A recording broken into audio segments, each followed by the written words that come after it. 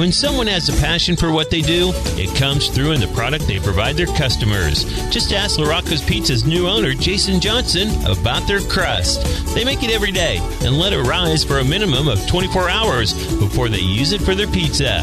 And his staff doesn't want to do anything they won't be the best at. And you can taste it in their pizza.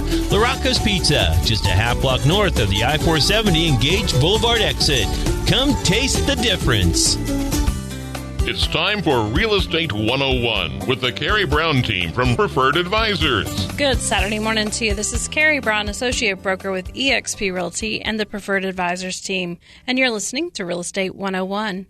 I have a really exciting listing, actually a couple of them I want to tell you about. First off, did you know that the Crooked Post Winery is for sale?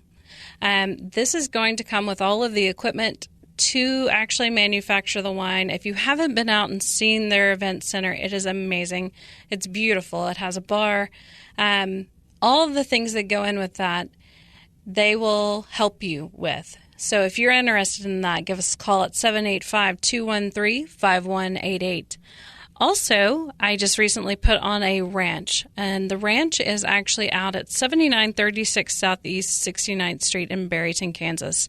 This property comes with a guest home that is attached to the horse barn, where there are 8 stalls. There's a tack room that's lockable, a bathroom that's attached on the outside of the guest house, and a huge enclosed round pen, and several paddocks for your horses. There are also additional paddocks detached from the barn, and there's over 100 acres. The home itself is beautiful. The guest house is beautiful. The fences have all been painted. They're bright and white. There are ponds. You have to see it. So if you're interested, give me a call at 785-213-5188. My guest today is Justine Staten, and she is the director for the Kansas Horseman Association. And I am going to be interviewing her about all the great things that they are doing with the equestrian community. Good morning, Justine. Well, good morning. Thanks for having me, Carrie. I'm excited to have you. So what do you Well, that piece of property you're talking about sounds just incredible. It is. It's a 5-bedroom and 3.5 bath. I mean, it's just massive. Has a Morton building, multiple garages. It's everything you could think of. Oh, my goodness. Well, for anybody that's been considering moving to rural property, that sounds like a dream, especially if you're a horse person. And right now is probably the best time to be moving into the rural communities. I mean, I think the governor just back in June created the Office of Rural Prosperity Priorities. So, you know, their interest is in incentivizing rural living. And so that's going to include, you know, incentives for rural infrastructure, rural tourism, and revitalizing some of the small towns around. That springboards into what we like to talk about as agritourism, and that's the intersection of agriculture and tourism, where the public visits a working farm or a ranch or a winery or an ag operation, or it's maybe a heritage site, something of a lot of historical value, where folks can come out and enjoy the outdoors, recreation, dining, lodging, or just see a piece of the past. People will pay to come out to the rural areas and check out your place. So, maybe that property would serve that need. I mean, really dude ranches or renting a ride horse stables or opportunities like that. If someone was excited and interested in even opening up their personal ranch to an opportunity, those types of agritourism opportunities in Kansas are very much sought after. Places where folks can get out of the city and enjoy horses and horseback riding, or maybe even herding cattle on horseback, or even a petting farm. There's a lot of mini horses that everybody would love to get their hands on and squeeze and love on. So maybe you want to be a mini horse ranch there. That would be the perfect place because you're close to the city, but you're out in the country. So it sounds wonderful. So these types of businesses, they used to be more prevalent in Kansas, and we don't see quite as many. And so, I really think the time is right for something like that to crop up. So maybe someone will get excited, as excited as I am about those opportunities. I tell you what, it is absolutely beautiful. The home is not very old at all. It's about 7 years old. Walkout basement. It is the perfect rural home. It really, really is. But, you think about it, 104 acres. You've got room for all kinds of things. And you talked about you've told me that the whole front is seated in brome, and so that just exhibiting even that piece of it, or maybe you would want to, maybe somebody's inspired to do haying with with horses like they used to do as a nostalgic opportunity to demonstrate. And gosh, I could see something like that being a great agritourism opportunity. So there's so much available just with that piece of property that could be looked at, whether it's just for personal or if you wanted to make it something marketable as an agritourism opportunity. Absolutely.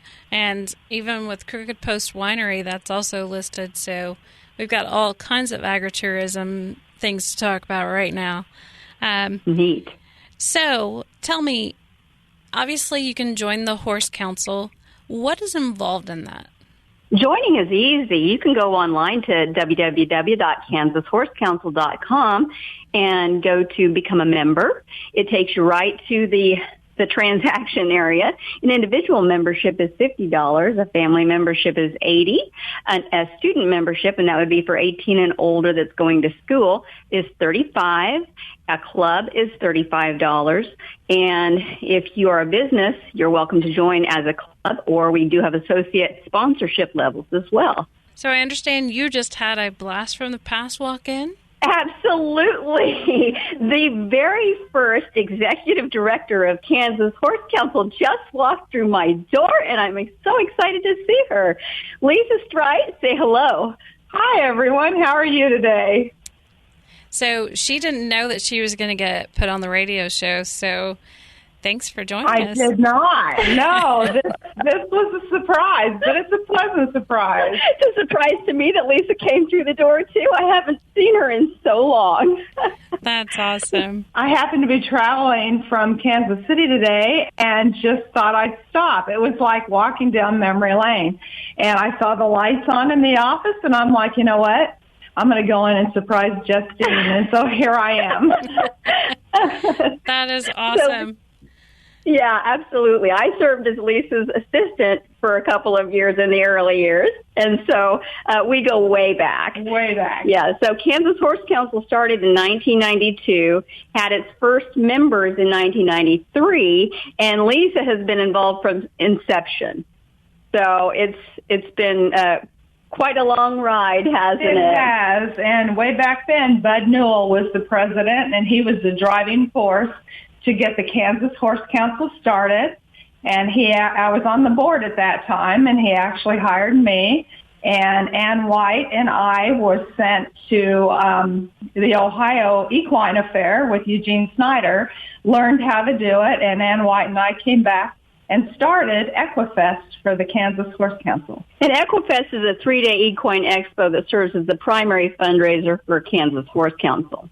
So back in the early days of Kansas Horse Council, since I know that your listening audience has an interest in real estate, the Rails to Trails initiative was the big discussion at that time. And that was an opportunity looked at as a funding mechanism for Kansas Horse Council. The interest in having a Kansas Horse Council is because there was an American Horse Council and several other states were hosting a state horse council that would represent the equine industry within that state. And there was, I'd say, a vision that there would be a lot of changes coming down the pike, and that's why it necessitated having a grassroots organization that would be able to represent the needs of the equine business folks within each state. So how large has the community grown from inception to now? leaps and bounds. I mean, Lisa can speak to how membership started out, and I can follow up with where we're at now. We did. We had a pretty small membership in the beginning. People didn't know about us. But as I went out and gave talks, and we started doing some advertising and some work, and with the inception of Equifest, we had about 800 members way back in that time. I'd say that's probably around the 2004, 2005 time frame. Yeah, probably so. Mm-hmm. And now our database is well over 5,000. Not every one of them is an active current annual member, but we have a lot of lifetime members, and we have a lot of folks that may or may not renew yearly, but they stay in touch.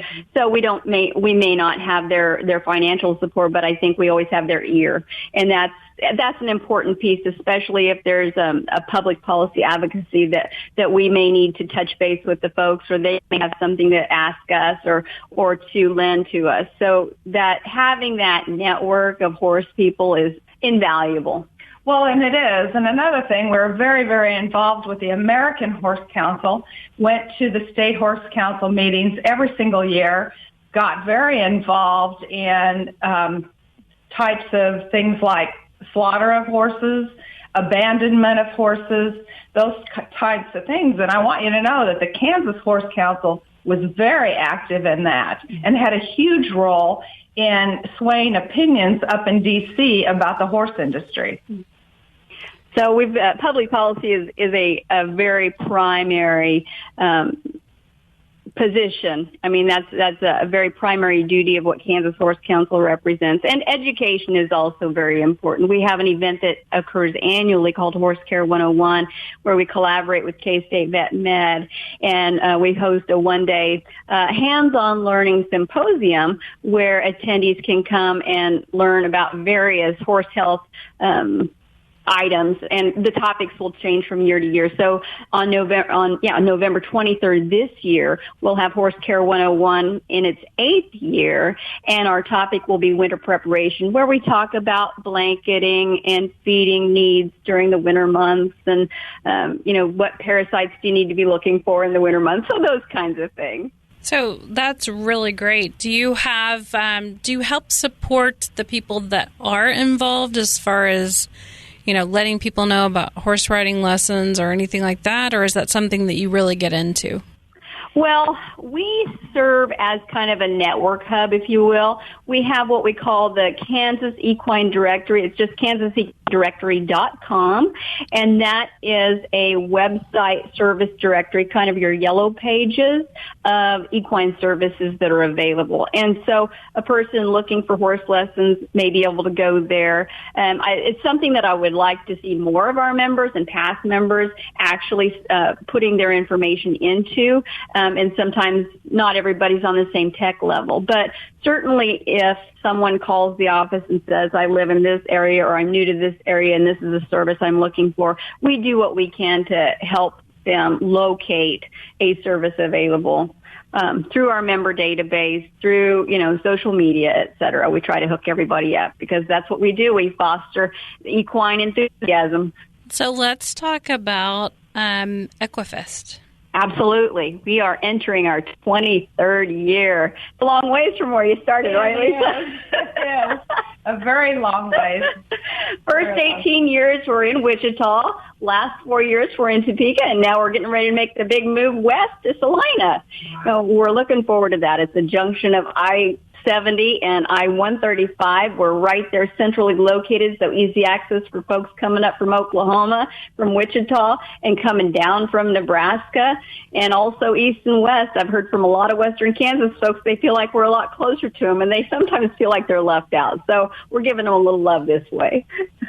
That's awesome. So let's talk about the facility there. Absolutely. So just like we had in Topeka, we utilized basically 2 campuses to make up our needs for one event because we are so large. We need 2 arenas, and so and workshop space and vendor space, et cetera, and competition space and stabling space. So, of course, for our needs, it requires a large facility. So we're utilizing the Tony's Pizza Event Center as well as the Saline County Expo Center, and they're a stone's throw apart. They're just like having our location in Topeka, how close it was from Domer to Landon, and then, of course, utilizing the hotel. The difference is we don't have an on-site hotel this year, but I don't think that's going to impact anyone too much. There's a lot more RV parking available, and I've already heard that reservations are filling up on that. So I think we're meeting a need there. Absolutely. I just did a show on VRBOs, so if anybody's wanting to make and extra money. I bet that will be a hot commodity around Salina for Equifest. I suppose we should be making sure everybody remembers those. Absolutely. We're going to take a quick break for a word from our sponsors, and we'll be right back. Thanks for listening to Real Estate 101. Southwest Topeka has a good neighbor. State Farm agent Jim Garrison, now at 29th and Urish. If your current insurance situation has you going around in circles, get off the roundabout and stop in and meet Jim and his wonderfully efficient staff. Let Jim Garrison give you a quote and make the Garrison comparison. He's confident that with State Farm's competitive rates, the right coverage, and his unmatched service, you'll want to make him your new insurance agent. Like a good neighbor, State Farm is there, and Jim Garrison is there for you, northeast of the roundabout at 29th and Urish. When someone has a passion for what they do, it comes through in the product they provide their customers. Just ask LaRocco's Pizza's new owner, Jason Johnson, about their crust. They make it every day and let it rise for a minimum of 24 hours before they use it for their pizza. And his staff doesn't want to do anything they won't be the best at, and you can taste it in their pizza. LaRocco's Pizza, just a half block north of the I-470 Engage Boulevard exit. Come taste the difference. Thanks for joining us again. This is Carrie Brown, Associate Broker with eXp Realty and the Preferred Advisors team, and you're listening to Real Estate 101. Obviously, whenever you have a home, it's important to enjoy your home, and that includes pets, and that includes horses, and all the different things that go into making a house a home. So here today, I am with Justine Staten. She is the executive director of the Kansas Horse Council, and we also got a surprise, and we have the former very first Lisa Strite, and she was the very first executive director. So thanks for joining me again. It's really awesome to have you both here because that's so much knowledge in one space. Let me tell you, that is like luck of the draw. That never happens. Okay. I can tell you, just based on the history of Kansas Horse Council, probably one of the primary benefits. You talked about being horse owners, pet owners, etc. One of the primary benefits, and one of the reasons why a lot of people join Kansas Horse Councils, are for our $1 million personal excess liability policy. Honestly, we have people that will join even late in the year just for that coverage. Say they're taking their horse to a parade, and they want to know they've got that personal protection should their horse get a little silly at the parade and do damage to person or property. They have the comfort of knowing they've got that with them. So that's one of the primary benefits of being a member of Kansas Horse Council. And it's really a good rate as well. It's wrapped up in your membership fee. So, for $50, that covers your premium, and your premium's 50% of what your membership fee is. So that's huge. Most of your membership fee goes to that premium. We were talking a little bit about Equifest, but I want to know more. So tell me, what all goes into it? What do you need? Tell us more about it to get more people out, just to get involved. You bet. Equifest is entertainment and education all wrapped up in 3 full days of nonstop activity. So it's wall-to-wall shopping. So if you are looking for an ag property, you might find a broker there that's got something exactly what you need or want. If you need some insurance, we'll have a couple brokers there. If you want horse tack, if you want horse clothing, if you want horse decor, it's going to be there. We've got trailers there on display. If you're needing a new trailer, we'll have trucks on display. We'll have farm equipment available for looking at and purchasing. So it's a great one-stop shop for anything a horse lover needs or wants. It's also educational because we've got our headliner clinician this year. Many folks know Chris Cox, who has his show on RFD, on the Cowboy Channel, I believe, on RFD TV, and he's one of the nation's leading horsemen right now. He's the hottest commodity thing out there. And we'll also have Mette Rosenkrantz, and she's a dressage clinician. We'll have John Staples from Wichita area that will be covering eventing since she's covering dressage. He's going to be covering stadium and cross-country jumping, so that'll be kind of fun and different. We'll have Jay Henson from Southwest Kansas covering versatility ranch horse work. We'll have Sarah Track from Maple Woods College covering gaited horses and saddle seat. And so we have something for just about everybody. We'll have a lot of draft hitches on display and demonstrating, and we'll have the American Freedom Riders drill team doing presentation of flags. We'll have the farriers competition, ranch rodeo Friday and Saturday night. I mean, you name it, and it's there. I'm real excited about our workshop lineup. We've got legendary Horseman of Kansas. Some of the AQHA Hall of Famers will be there in a Q&A panel this year, and it's going to be so exciting. We're going to try to capture that bit of history so that their legacy lives on even further. So lots of entertainment, lots of education, something for everyone, all ages, all horse lovers, you name it. I mentioned it before, but this is the primary fundraiser that keeps Kansas Horse Council able to do what we do. During the break, you guys discussed the Governor's Ag Summit. Do you want to tell me more about that? Oh, absolutely. So the Governor's Ag Summit is held in August each year. It has now been 4 years since that was started, and the equine sector was added in the second year of the Ag Summit. And each year the summit continues to grow. The attendance to the equine sector piece of that has probably doubled from each year to the next. And so we're seeing a lot of different stakeholders coming to the table to discuss objectives that they would like to see addressed in the equine industry throughout the year. And those get reprioritized based on what's been accomplished or what if there's something new that crops up. It's really, I would say, very valuable to have that annual gathering that's led by Kansas Department of Agriculture, to know that your resources are right there available. You're networking with people that have ideas that can lend, some value in meeting those goals throughout the year. It's a phenomenal opportunity. Also, you guys have got your annual meeting coming up. What all goes into that? Absolutely. So that's our annual membership meeting, and it originally, I think, we wrapped it up with Equifest, and we've decided there's a lot of business that needs to be really addressed, and so we've kind of since then separated it. And so this year we're holding it on the same day as Horse Care 101, the Educational Symposium Day. And in that annual meeting, so if a person wanted to know more about Kansas Horse Council, it's a great place to kind of get that snapshot impression of what we do. So we'll have some guest speakers. We'll have Kansas Department of Ag, Division of Animal Health come and give a discussion or an overview of what this year looked like for disease outbreak. And this year we've been really looking at vesicular stomatitis, which is a disease that is occurrent in horses as well as other livestock. And of course they look at horses as being more on the move, and so kind of being prepared for trying to lessen that disease exposure, because it can transfer to commodity animals, and they try to keep a lid on that as much as possible. They try to keep that spread down. So that's an important piece that needs to be discussed so that there's an awareness out there.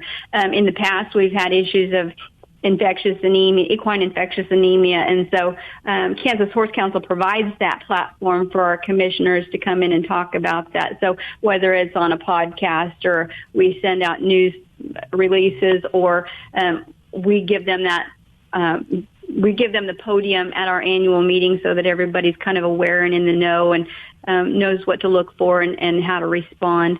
So that's one piece. This year we've seen extreme flooding throughout the state, and that's really impacted our state parks and the trail system. And so we were fortunate enough at the Ag Summit to have Brad Lovelace, who is the Secretary of Department of Parks, Wildlife, and Tourism, come and give an overview.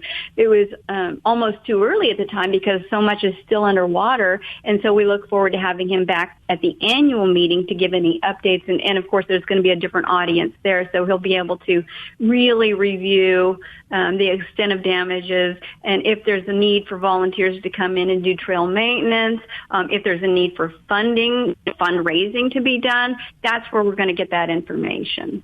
And actually, Justine, the annual meeting is a great place for, if you're a non-member, you can come in, you can ask questions, and you can understand the value of what it really is to be a member and be involved in the horse industry in the state of Kansas, and actually even nationwide. Without these groups, the horse would not have a voice. They are the voice for the animals that we all love and use in our daily life as a pet or as a show animal or a ranch animal. That's what the Kansas Horse Council is about, to protect that animal. Yeah, most definitely. Well said. Thank you, Lisa. Yeah, it is a great place. So an annual meeting is a good opportunity to come and just take a peek and see if you're interested in becoming a member, interested in joining, and we feed you well there.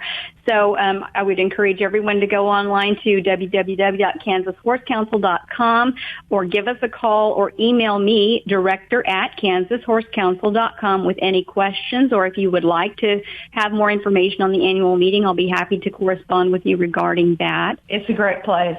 Yeah. It's just, people need to get involved because these days our non-involvement is costing us a lot. We need to get involved in the things that we believe in and that we love.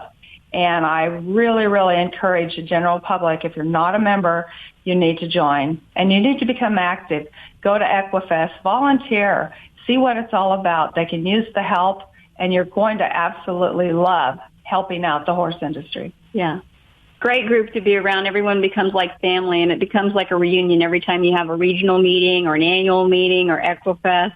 It just builds a great group of comrades, and, and we share the same passion, even though we may be from different breeds or different discipline backgrounds. Everybody comes together under the same roof with the same passion, and that's really what it's all about, is coming together, joining and uniting. Kansas Horse Council also does advocate. I'd mentioned that public policy advocacy, we were the leaders in addressing getting a statute put on the books for the domestic animal activity liability release. And, I think I started the show talking about agritourism and rural properties and opportunities available there. Well, our statute put on the books for the equine liability, we'll call it, we've got the signage available that notes the statute. So that was kind of the template for agritourism. So we also sell the liability release signs for the agritourism business. And so, that's kind of bringing it back around why we're passionate. We like to promote agritourism because that's kind of a lot of the direction that many of our equine businesses have gone into. And so we definitely want to stand up and support that. We advocate for various things in the equine industry. Last year, trying to obtain equitable taxation so that our racing industry could be revived in Kansas. That was a big mission. We weren't successful. We got close to the finish line and couldn't quite get across it. But that doesn't mean that we'll forever, not do that again. I think in another 5 years we might see that coming back around when things are changing as far as contracts are done. And then some of the other things we're looking at is right now we're really paying attention to sales tax issues that are affecting the equine industry, and that's something that we've been trying to represent the equine industry regarding, so that business owners aren't